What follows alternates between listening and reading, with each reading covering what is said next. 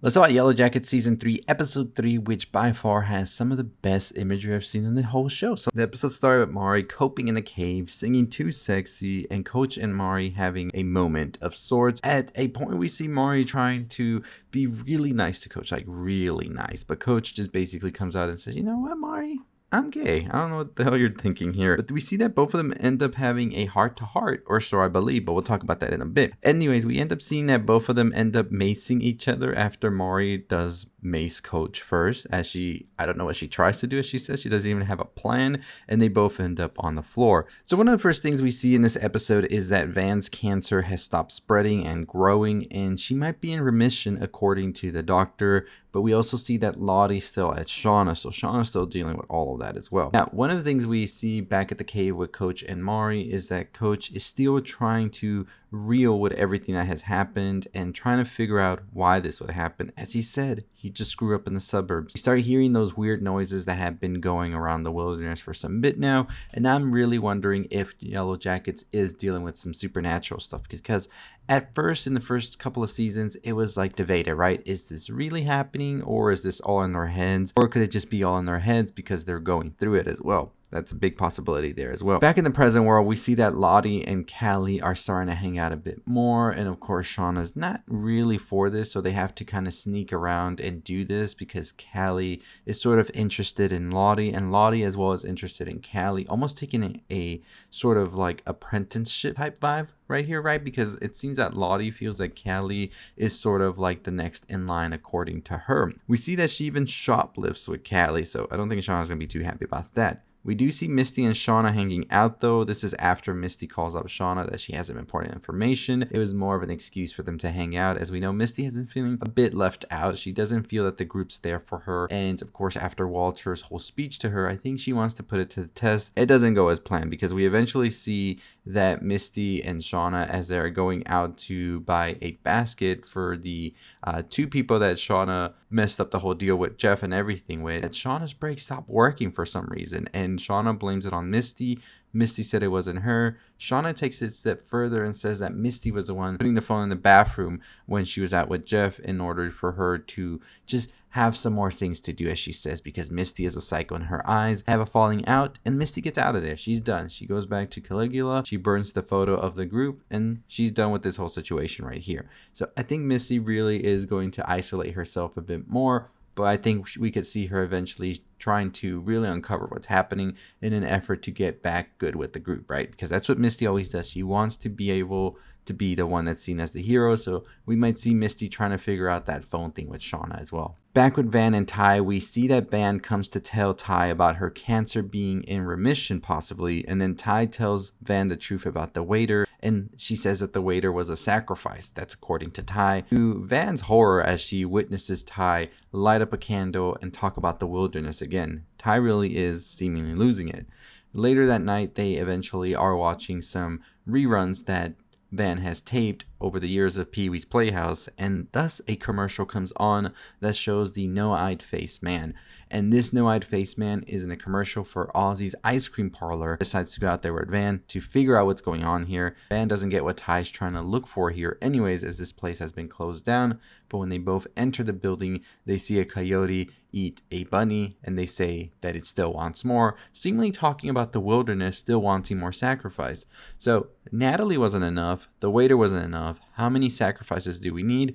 I believe in their heads they're thinking how many sacrifices they did out there. So far in the teen world, we have Jackie and we have Javi. Could we possibly see Coach? Let's talk about that in a bit though. Hold on. So back in the teen world, we see Melissa and Shauna seemingly starting their relationship, as well as we saw in the previous episode, they shared a kiss.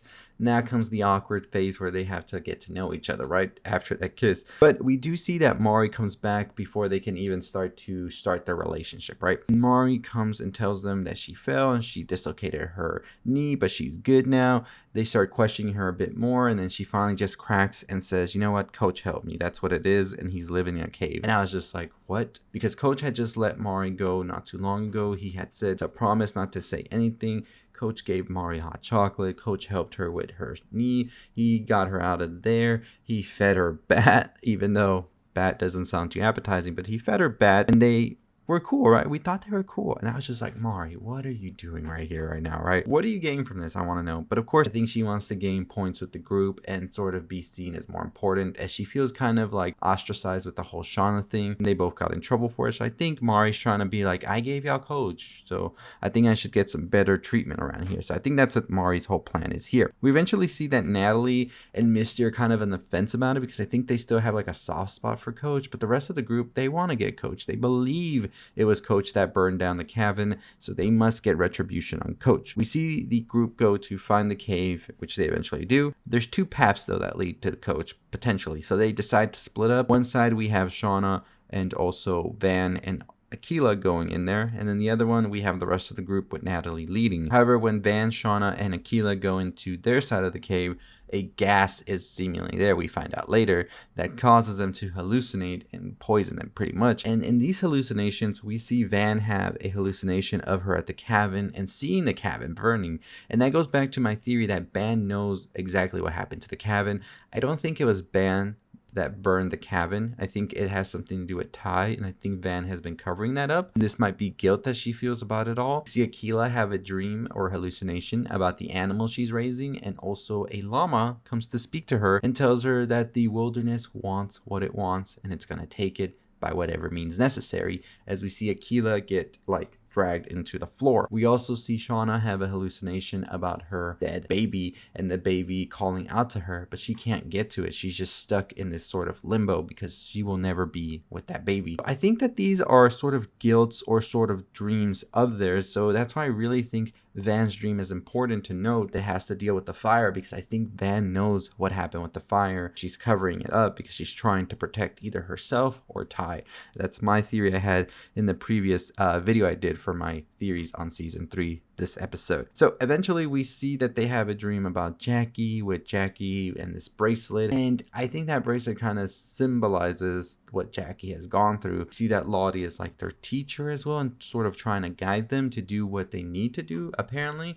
And by the end of this dream, however, they awaken and Coach has saved Van, it seems, and he's trying to get them some help, and it seems he pulled them out of the part of the cave that had the poisonous gas or whatever. He's wearing like a mask, and he explains that this gas would cause this, but by the time he's done, you see the rest of the group has already caught Coach, and they say he's coming with them, and that's how the episode ends. So I think this episode really was a episode that really had so much flair going for it, especially in those last 20 minutes in the cave. Those were some of the best images I've seen in the whole show, and I'm very excited to see what comes next. This is episode 3. I believe we have like 7 episodes to go before the finale, so I think that we're going to see Coach reeling with having to go on trial, because that's my theory I've had since the trailers and everything. I always knew Coach was going to get caught, but I always wondered how that would happen. I didn't expect Mari to really rat out Coach like that. I thought that they would just find out by circumstance and sort of deduce it, but Mari just came out and said Coach is the one who was out there. I do find it odd that Mari didn't want to say what Coach did for her and all that, because I think that she really is just trying to sort of get points with the group, and she'll do whatever it takes. So I don't trust Mari no more. And I think that these hallucinations really sort of pinpoint more where this like trio of girls is, because I think Akilah, whether she likes it or not, seemingly is following Lottie's lead, as we saw that she in the previous episode, and then a little bit in this episode at the beginning, we saw that Lottie sort of has her eye on Akilah and believes Akilah is the one that can sort of speak to the wilderness. Of course, her and Travis have been having a fallout after she's been pushing Travis too much to try and speak to the wilderness, and we see that Travis is kind of like evading Lottie, if you will. I think the No-Eyed Man truly is making such a big comeback this episode compared to the previous episodes, and I'm curious to know what you think. Do you think there really is a supernatural thing going on here, or do you think it's all in their head and the No-Eyed Man is just coincidence because Ty saw it when she was little, so it's been stuck in her brain, and she's just putting all of these things that happened to her as a way to cope with things, right? Because you want to rationalize things as a human being. You want to put patterns together and all of this. And I think that's something that's happening here to Ty, or it could just be supernatural as well. We also finally see Shauna kick out Lottie after Lottie gives Callie Jackie's necklace. Lottie basically says to Shauna, the necklace was never what you thought it meant something else, and she is like chosen for it. Of course, we know that most of the girls in the group see the necklace as you wear it because you're going to be the one that's hunted to be eaten, and that's why Shauna flipped out. We don't know what Lottie thinks the necklace means to her or what it actually means because she doesn't get a chance to explain, as Shauna just basically kicks her out. And of course, that makes us go back to the theory that Callie could in fact be Pit Girl, but we'll talk about that in our theory video coming next week, so stay tuned. So I think the next couple of episodes are going to be interesting, especially in the adult world where we see Misty has isolated herself. We see that Van and Ty are seemingly falling back into the wilderness supernatural things. And we see that Shauna is completely done with everything. So it's going to be interesting to see Van, Ty, Shauna, Misty, and Lottie all reeling with all these different things that they believe now and sort of clashing with one another. And I also think in the teen world, Coach has now been caught. So what happens to Coach next is going to be interesting. I think that Natalie has like a feeling deep in her gut that Coach didn't do this. I think Misty kind of does as well because she's kind of hesitant about them going into the cave as well. So I think this is where we're going to see a back and forth between the group and see them kind of have that rift I said would probably happen. That's just the theory I have, that the group is going to have a rift and we see like them separate. I think some of the girls are going to be like wanting Coach to pay for what he did for the cabin. And I'm curious to know what that punishment would even look like here, right? Are they going to just imprison Coach? Are they going to flat out kill Coach and then potentially eat him?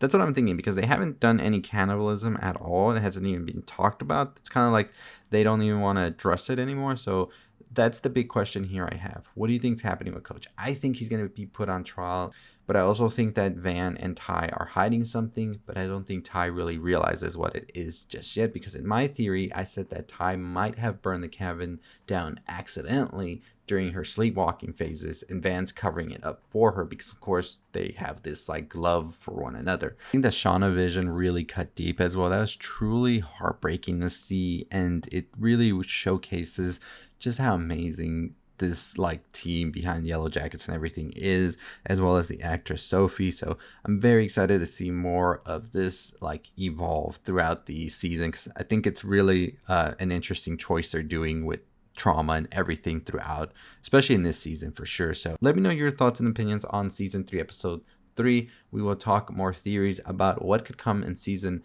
3 episode 4 next week. Stay tuned for that episode, and yeah, I'm excited. Cannot wait. Best 20 minutes of Yellowjackets, I think, for sure. Anyways, I'll see all of you next time. Follow us where we can on Instagram, Twitter, TikTok. As always, stay safe, stay positive.